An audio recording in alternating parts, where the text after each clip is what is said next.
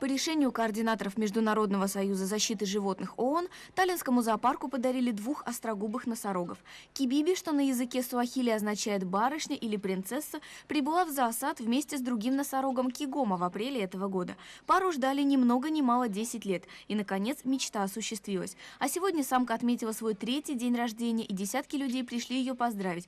А еще больше посмотреть, понравится ли Кибиби подарок, подготовленный обществом друзей зоопарка. На самом деле, иметь 2 острогубых носорогов – это большая удача, поскольку данный вид находится на грани вымирания из-за своего ценного рога. Впрочем, руководство столичного зоосада надеется, что в скором будущем Кигома и Кибиби будут больше, чем просто соседями.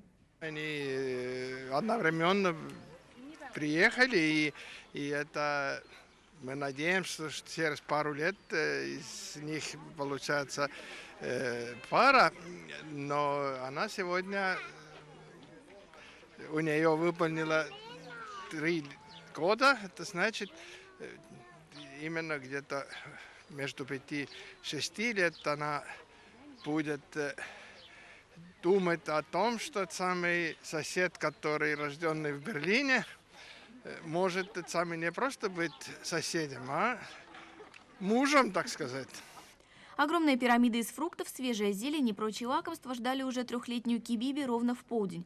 Угощение пришлось носорогу по вкусу, а большое число любопытных не смутило именинницу, несмотря на то, что она здесь пока еще новичок.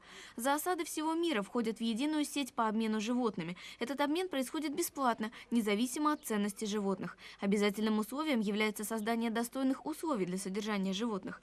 Пока в ближайшее время новых питомцев в Таллинском зоопарке не ожидают. По словам директора зоосада, настал черед приведения в порядок вольеров для медведей. Часть необходимых средств уже собрана, и, возможно, уже осенью будет объявлен конкурс.